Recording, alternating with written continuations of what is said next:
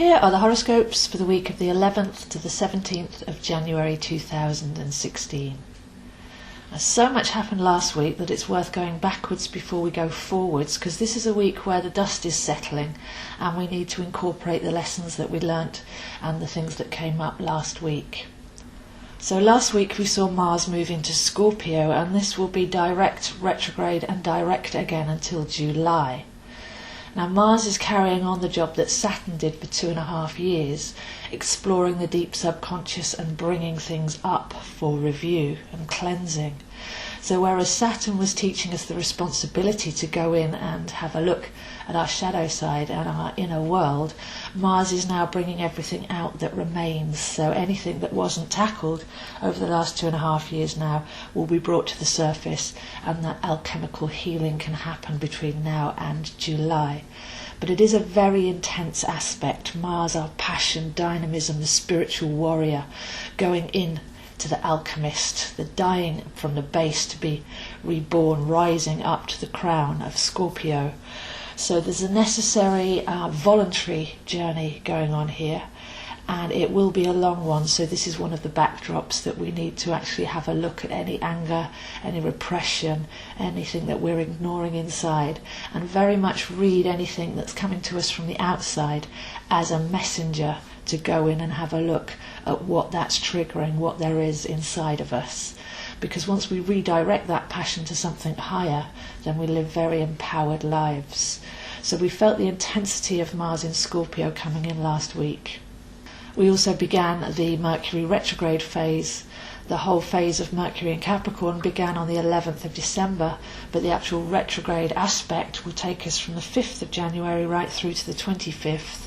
And that's Mercury, our processing mind, how we think. Are we limited in our thoughts? Are we calcified in our thoughts? And are we acting purely from the physical? Because Capricorn is the sea goat, and Capricorn wants us to be spirits in the physical plane, enjoy the physical plane, but stay connected to that divinity. So there's a coherent alignment that goes on with Mercury in Capricorn, and we've got the opportunity here to go in and explore that and reconnect the dots.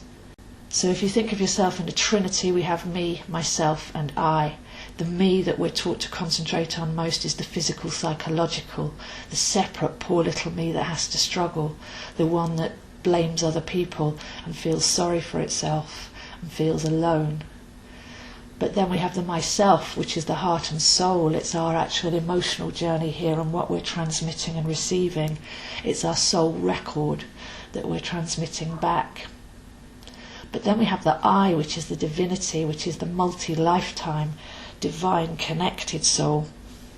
So when we have that me, myself and I all in alignment, this is Capricorn, the sea goat, from the base of the goat, the animal, the physical, the realized matter, all the way up through the heart and through the crown to that divine self that can see things from the top of the mountain, from the multi-lifetime perspective, and see the bigger picture and remain in that centered alignment.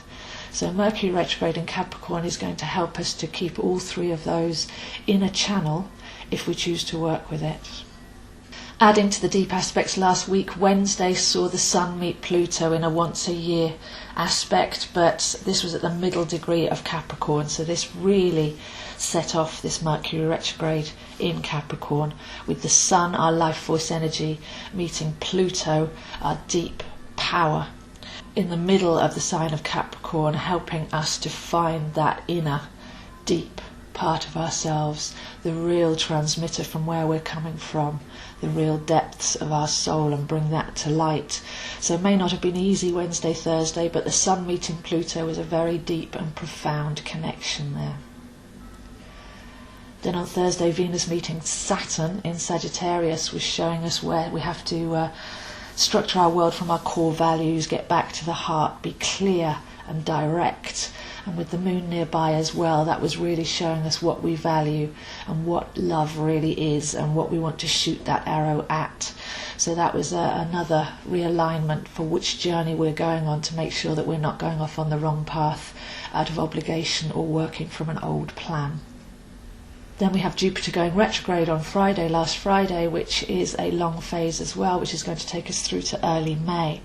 And again, another retrograde saying go in and find your sovereignty, go in and find your majesty, get rid of all of the external workload and the responsibilities that we pile on ourselves and the mental conditioning, and clear away, get right back to the core of who we are and where we're coming from and where we want to be, and radiate that true self. So that goes through all the way to May. Then we had the dark moon going into the new moon in Capricorn. So the new moon in Capricorn is this morning. So all that clearing was possible last night and the day before. And this morning we start with the new moon in Capricorn. But because of the Mercury retrograde and because of all of that energy last week, this isn't a new moon to set intentions. This is a new moon to have the intention to go in and strip back and to return to the core and to realign the trinity of ourselves and to realign with our heartfelt purpose and where we want to put our spiritual warrior energy from the heart, to be able to see with clarity the path and the journey and the destination that we will be taking when we do step forwards. So with all of that happening last week, we've got a breather now. We get a chance. There's not much happening on the planetary level, so we get a chance to assimilate and to apply everything that we've learned, to put it into practice and to start to understand how we're creating that reality and how we're manifesting from our thoughts, and how that needs to be brought more into the heart and soul in order that we're creating the reality that we want with all of this energy in Capricorn. By Wednesday we have a gentle alignment of the moon meeting Neptune in Pisces, so very evocative. It sings to our soul, and it's a chance to listen and to align on a very deep level beyond the senses. So a very meditative, gentle and soulful day there on Wednesday with the moon meeting Neptune in Pisces. By Thursday we have Mercury retrograding back to meet the Sun. So this is another important date in the Mercury retrograde calendar. Mercury turned retrograde last Tuesday, and now by Thursday Mercury goes back to meet the Sun. So there could be some messages come through here that will guide us like a sat-nav in this journey of Mercury retrograde. Anything that's realised, anything that's brought to light, anything that's up for revision can happen on Thursday. We may get that first realisation of what we need to change, and also the inspiration on how we can change that.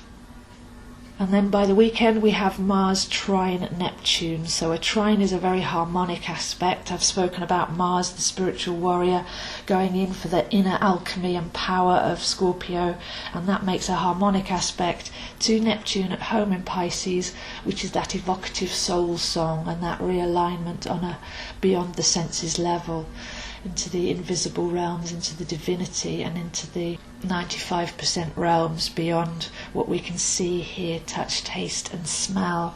So all in all, it's a very realigning week, because all of the activity last week may have brought up different challenges and had us in a bit of a spin, but now we've got two planets retrograde. That's Mercury in Capricorn and Jupiter in Virgo. We've got the new moon energy, we've got all the building Capricorn energy, and then we've got these calibrations that are going on gently in the background this week.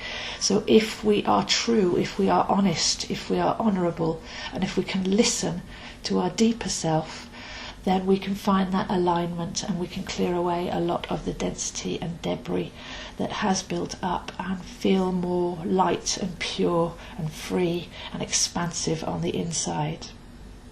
So those are the horoscopes for this week, and I'll see you next week. If you'd like to learn more about how these energies are particular to you, then I do encourage everybody to get your chart, and there's a video on my YouTube channel, Zoe Astro, on how to go and get your chart, and you can begin to work through my videos. I've got a video for each planet and a video for each zodiac sign, and if you take one pair at a time, you can start to get to know and feel those energies within you. And that's your natal chart, but you're very welcome to come and join my online group, where we're exploring how we take today's energies and pull them into your chart and see how they're actually manifesting for you personally. So a lovely, growing, warm, friendly online group there, available to anybody across the world, where you can come, post up your chart and have conversations about how to work and apply the current energies. If you'd like a one-to-one reading, I'm available in person or across Skype, so that's an option too, where you and I can sit down together and explore your chart in greater depth. And once again, I leave you with all those videos to carry on learning, so it's not a one-off experience, it's the beginning of a journey of self-realization. And if you'd like to begin a longer journey, then I have online courses where you can actually apply yourself to learning the sacred art of astrology and tarot. You get a video, you get notes, and you get email access to me so that you can actually set your mind a task to do during this retrograde phase and start to build something, a knowledge bank and a core strength of values. So there's lots of online courses available to you as well.